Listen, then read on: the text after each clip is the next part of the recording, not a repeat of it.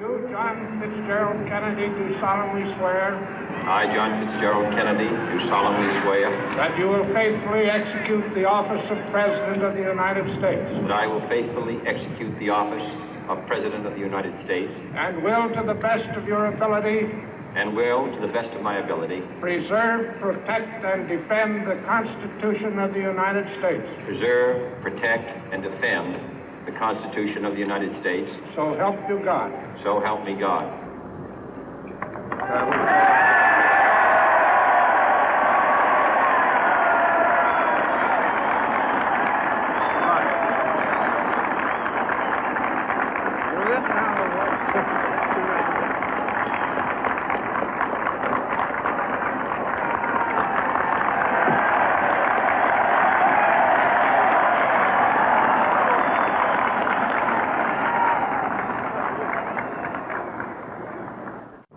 Vice President Johnson, Mr. Speaker, Mr. Chief Justice, President Eisenhower, Vice President Nixon, President Truman, Reverend clergy, fellow citizens. We observe today not a victory of party, but a celebration of freedom, symbolizing an end as well as a beginning, signifying renewal as well as change. For I have sworn before you and Almighty God the same solemn oath our forebears prescribed nearly a century and 3/4 ago.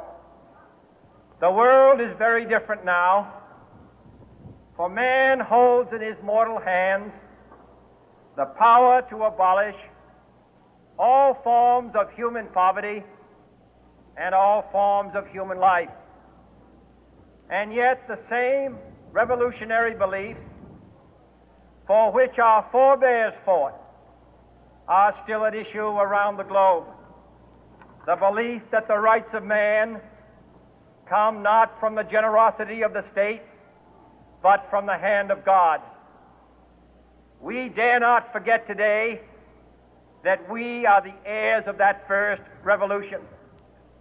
Let the word go forth from this time and place to friend and foe alike that the torch has been passed to a new generation of Americans born in this century, tempered by war, disciplined by a hard and bitter peace, proud of our ancient heritage, and unwilling to witness or permit the slow undoing of those human rights to which this nation has always been committed and to which we are committed today at home and around the world.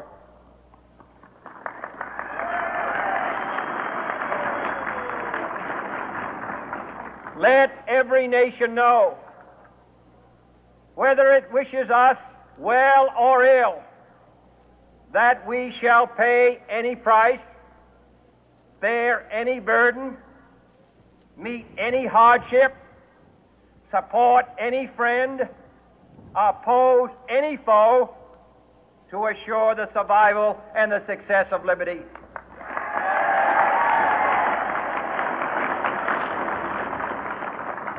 This much we pledge and more. To those old allies whose cultural and spiritual origins we share, we pledge the loyalty of faithful friends. United, there is little we cannot do in a host of cooperative ventures.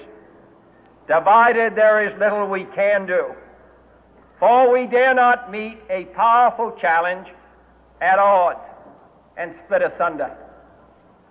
To those new states whom we welcome to the ranks of the free, we pledge our word that one form of colonial control shall not have passed away merely to be replaced by a far more iron tyranny. We shall not always expect to find them supporting our view, but we shall always hope to find them strongly supporting their own freedom, and to remember that in the past, those who foolishly sought power by riding the back of the tiger ended up inside.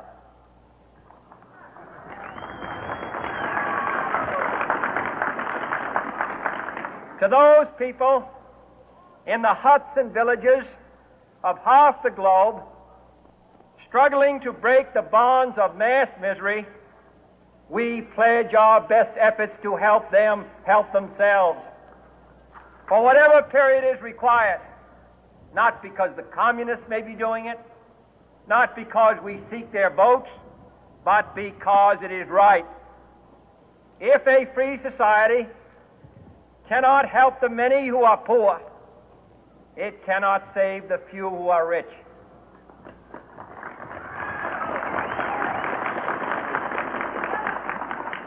To our sister republics south of our border, we offer a special pledge to convert our good words into good deeds, in a new alliance for progress, to assist free men and free governments in casting off the chains of poverty.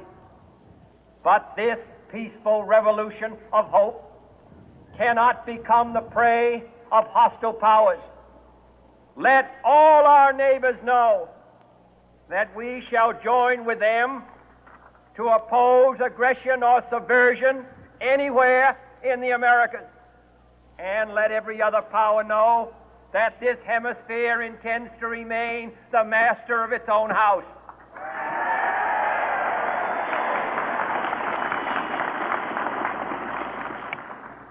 To that World Assembly of Sovereign States, the United Nations, our last best hope, in an age where the instruments of war have far outpaced the instruments of peace, we renew our pledge of support to prevent it from becoming merely a forum for invective, to strengthen its shield of the new and the weak, and to enlarge the area in which its writ may run.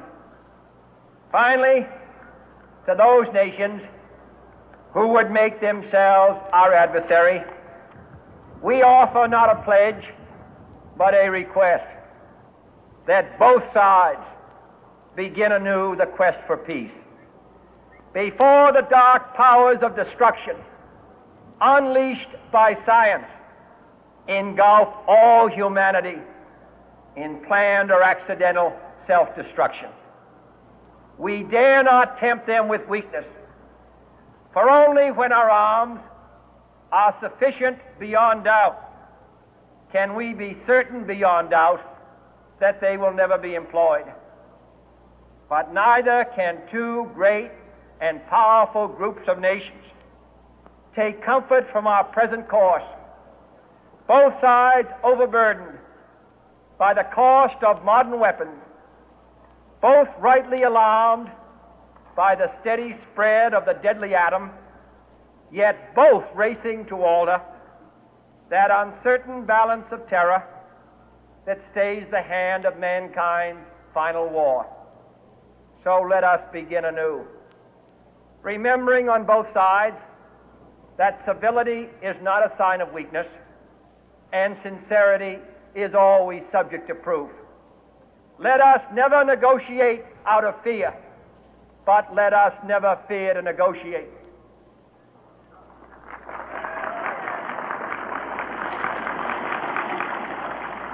Let both sides explore what problems unite us, instead of belaboring those problems which divide us. Let both sides, for the first time, formulate serious and precise proposals for the inspection and control of arms, and bring the absolute power to destroy other nations under the absolute control of all nations.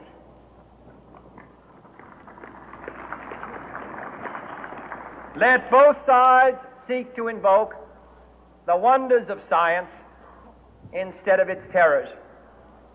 Together, let us explore the stars, conquer the deserts, eradicate disease, tap the ocean depth, and encourage the arts and commerce.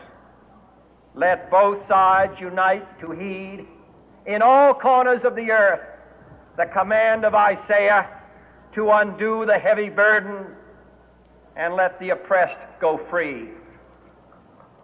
And if a beachhead of cooperation may push back the jungle of suspicion, let both sides join in creating a new endeavor, not a new balance of power, but a new world of law, where the strong are just and the weak secure and the peace preserved.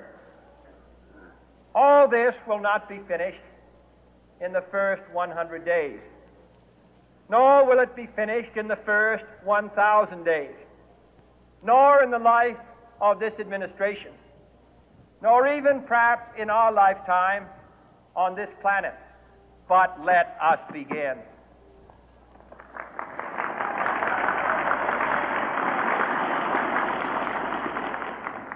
In your hands, my fellow citizens, more than mine, will rest the final success or failure of our course.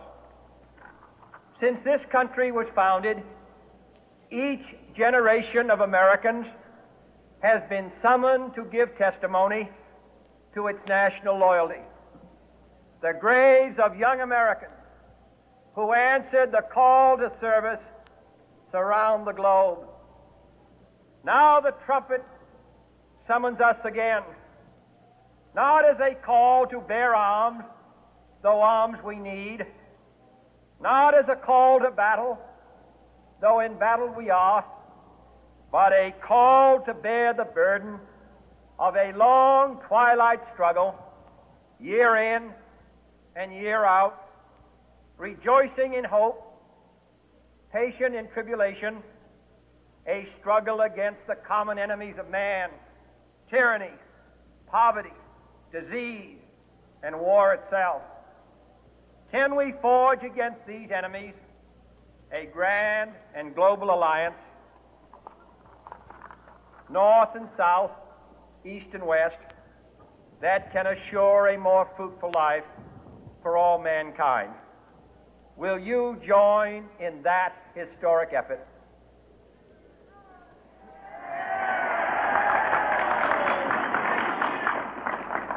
In the long history of the world, only a few generations have been granted the role of defending freedom in its hour of maximum danger.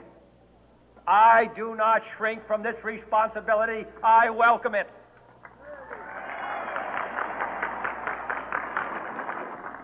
I do not believe that any of us would exchange places with any other people or any other generation.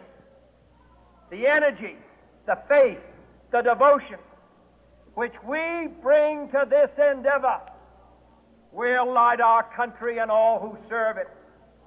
And the glow from that fire can truly light the world. And so, my fellow Americans, ask not what your country can do for you, ask what you can do for your country.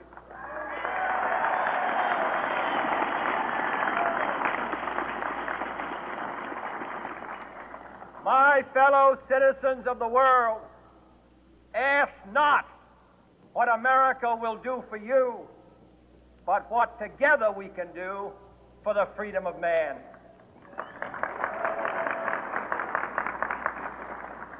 Finally, whether you are citizens of America or citizens of the world, ask of us here the same high standards of strength and sacrifice which we ask of you.